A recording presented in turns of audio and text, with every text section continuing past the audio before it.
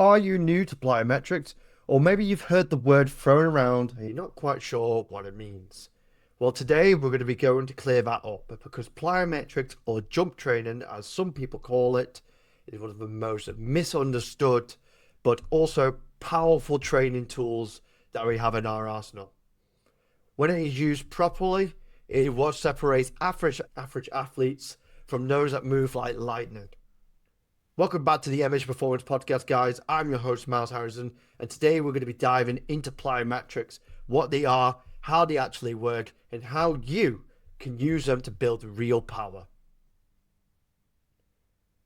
Now, most people hear plyometrics and they think of box jumps and burpees, but the truth is, it's way more than that. Plyometrics are how you produce and absorb force. It's how your body turns strength into speed, and that's what separates those who look strong from those who move strong. Let's start with a bit of a background because this stuff has actually been around for longer than people really think. Plyometrics first came into the scene in the 1960s, mainly through Eastern Bloc coaches.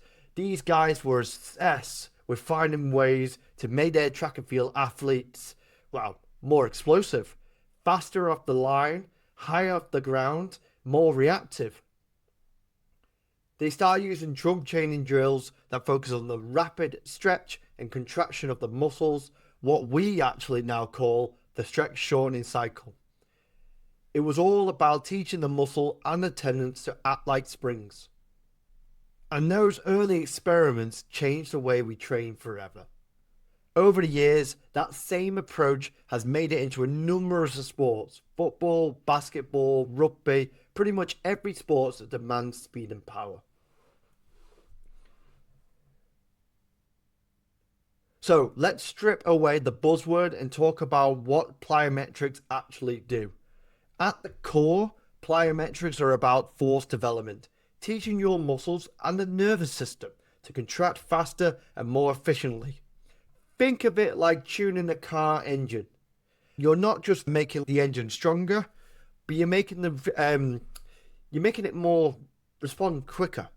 When you drop into a jump or a bounce, your muscles go through that rapid stretch and contraction. That's the stretch shortening cycle in action. The quicker and the more efficiently you can go from loading to exploding, the more powerful you become. That's why athletes who train with plyometrics tend to spring faster, jump higher, and react quicker, because they train their bodies to use elastic energy more efficiently.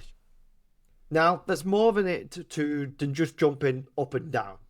Plyometrics come in different forms, and each serve to have a different specific purpose.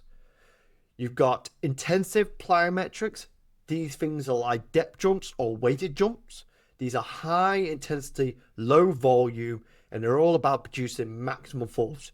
Great for advanced athletes who already have a solid foundation when it comes to strength. Then there's extensive plyometrics, the lighter, faster, more repetition type of stuff. These things are like repeated hops, bounds, pogo jumps. They focus on rhythm, coordination, and also building tissue tolerance. The kind of drills that build the kind of foundation before you start going into anything heavy or high intensity. But you can also break plyometrics down into direction. You got vertical plyometrics that focus on upward power, think vertical jumps or squat jumps. And you also got horizontal plyometrics, which are all about forward propulsion, like bounding and ball jumps. Then there are lateral movements like skater hops that develop and change of direction. Each of these play a role, and good programming usually involves a blend of all of them. There's a ton of research that shows how efficient plyometrics are when done right. Studies have shown significant improvements in sports performance, jump height, and even agility when plyometrics are added to a structured strength training program. For example, one study found that just 6 weeks of properly programmed plyometrics improved vertical jumping by nearly 10%. That's a huge increase in athletic terms. Another one showed better sprint times and improved reactive strength index, which is basically when you use that to store energy, elastic energy. But the key thing is progression. If you go straight into depth jumps with no base strength or tendons conditioning, you're asking a little bit for trouble. Start with some extensive work, get your tissues used to loading, and then build it up from there with more intensive, tighter plyometrics.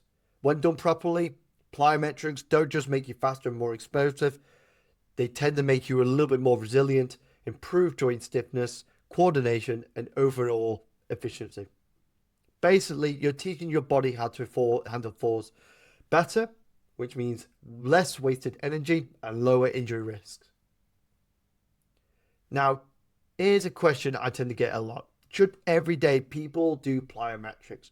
Or is it just for athletes generally? The answer is absolutely. You can use them. And you don't need to, you just need to meet your body where it's at. For most people, that might look like skipping, low-level hops, or even step jumps. They build elasticity and coordination without overloading the joints.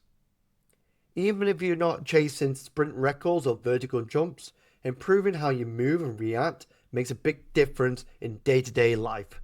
From running up the stairs to changing direction on the football pitch, it's all transferable. So that's plyometrics in a nutshell, or maybe a slightly bigger nutshell.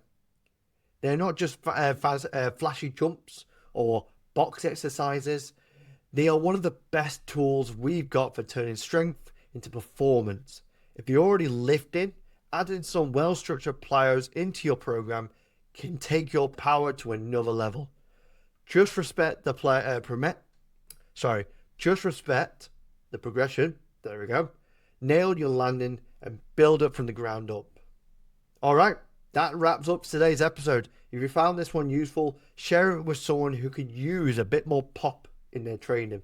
And if you want to have more info just like this, check out MH Performance newsletter that I do on a regular basis, or even hit me up on Instagram.